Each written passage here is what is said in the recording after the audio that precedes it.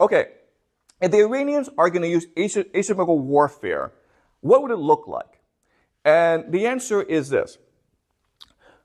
When the Americans invade, okay, the war started.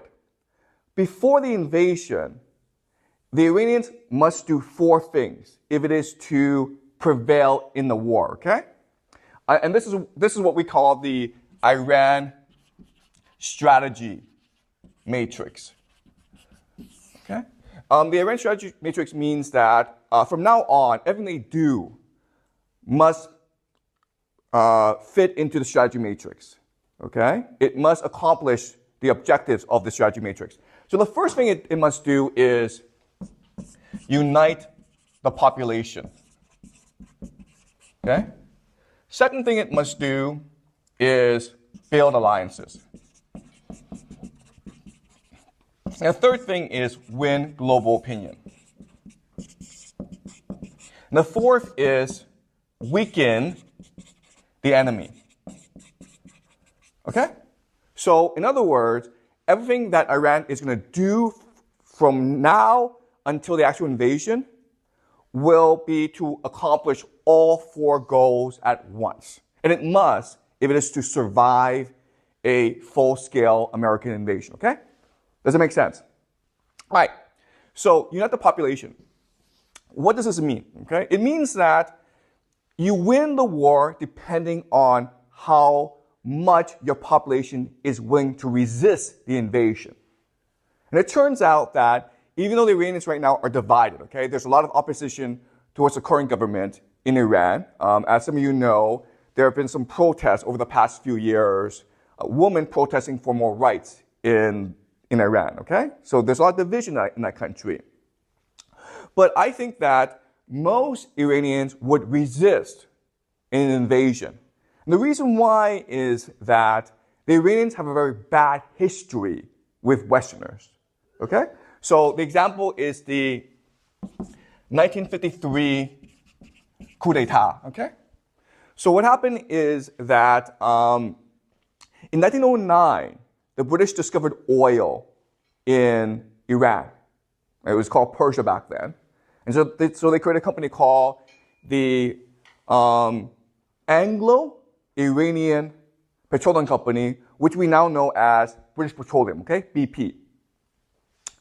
And the idea is that this company would be responsible for extracting and selling all the oil.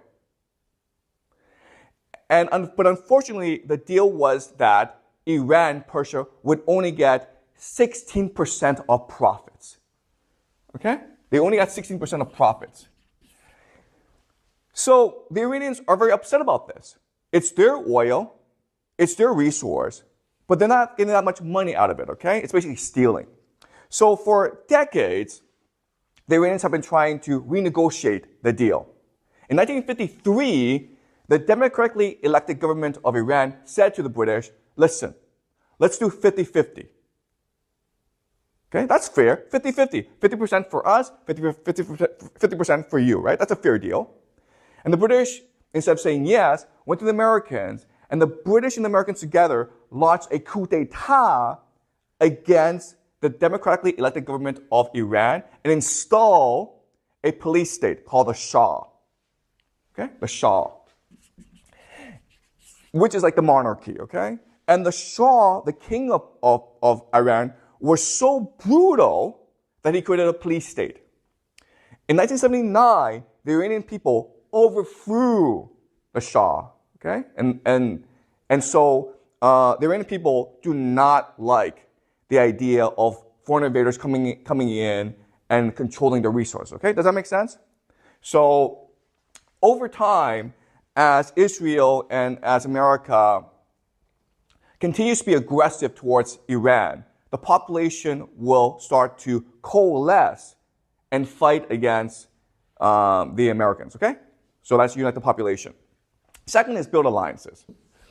Now, Iran has 2 layers of alliance. The first layer is called the axis of resistance, right? Which I asked you to research. And the axis of resistance includes the Shia militias in Iraq, Syria, Hezbollah in Lebanon, Hamas, and the Houthis in Yemen. Okay? Now, what's important to understand is that this is not an alliance. What's important to understand is that this is an alliance. Okay? They agree to fight together because they have common interests, which is to remain independent of American influence. Okay? But that does not mean that Hamas, Hezbollah, and Houthis take orders from Iran. Okay? They're not controlled by Iran. Iran supports them militarily and financially, but Iran cannot completely control their behavior. Okay? So the example is on October 7th, Hamas launched an attack against Israel, right? Which resulted in this war. And Iran says, we were not involved. And Israel says that can't be true because you control Hamas, all right? So that's the first layer of alliance. But what Iran needs to do, if it is to win the war, is also bring in Russia and China. Okay? Russia wants the United States to fight Iran. Why? To weaken the US. Yeah, but true. To distract and weaken the United States, and also to move the attention away from Ukraine, right? Does that make sense? Because Russia is about to win the war in Ukraine, and if there's a war in Iran, then the United States will be forced to divert resources away from Ukraine into Iran, okay? What would Russia bring to the table? Russia would probably not deploy soldiers, okay? But what Russia would do is say to the United States, when you invade Iran, you are not allowed to use tactical nuclear weapons, okay? You understand? Russia would say that, hey, United States, if you use nuclear weapons against Iran, we will use nuclear weapons against you, okay? So basically, Russia would limit the military options of America in a war, which would be of tremendous benefit and advantage to Iran. Okay, does that make sense? China needs to help Iran. Why? What does Iran have that China really needs? What does Iran have that China really, really needs? It really needs this. The Chinese economy needs what? Oil, right? So basically, China can afford for the United States to take over both Iraq and Iran because then it can control the energy supply to China. Okay, does that make sense? So China would involve itself over time in order to make sure that it's able to obtain oil from the Middle East. China right now is getting most of its oil from the Middle East. Okay? But it will take time for Russia and China to get themselves involved. For Russia and China to get themselves involved in this conflict, Iran must prove two things. What are these two things?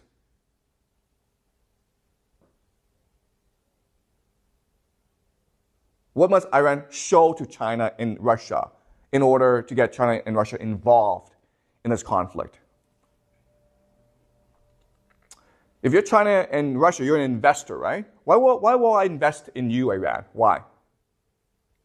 Because they can win. Exactly, okay? So the first thing is we will fight. Second thing is we will win. Okay? So this will take time for Iran to prove this to Russia and China. And the more that Iran can show it can win, the more that China and Russia will invest in Iran, both financially and militarily and politically. Okay, does that make sense? Okay, so this will take time. And the third thing is win global opinion. So how will Iran win global opinion? What's happening right now that's helping Iran win global opinion, basically?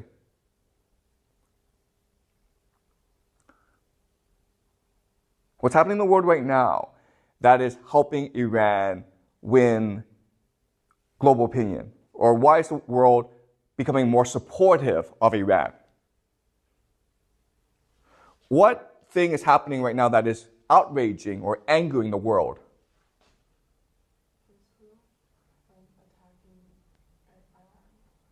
What's happening right now? What's Israel doing right now that is outraging the world? Yeah, Gaza, okay? So this is really important for Iran.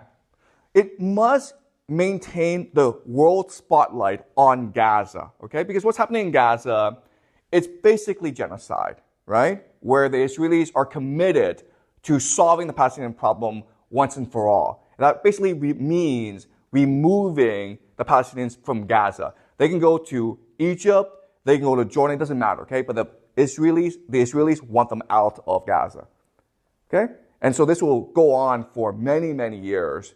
And as long as the attention is on Gaza, then people will become much more sympathetic towards Iran over time. Okay? If you've been following the news about America, there have been major protests at Yale and at Columbia and other universities about what's happening in Gaza, okay? All right. And the last is weaken the enemy. Okay, so what does this mean? It means that when the United States invades Iran 2 years from now, 6 years from now, who knows? But when it does so, it wants to build a large coalition of forces, okay? Because then it gives itself legitimacy, right? So this coalition will consist of NATO, Middle East countries, right? And Israel, Saudi Arabia, many, many countries. And what Iran needs to do is create conflict and dissent in this coalition. Okay? And the way it does that is by building up internal dissent. Okay? Does that make sense? There are many people, most people in America do not support a war against Iran. And so Iran needs to encourage this internal dissent. Okay? It can also create conflict between NATO and the United States, okay? Because obviously America will want NATO involved in its invasion of Iran, but why would France and Germany want to involve itself, right? Okay, does that make sense? So these are the 4 major goals of Iran. And it must accomplish all 4 goals if it is to survive an invasion.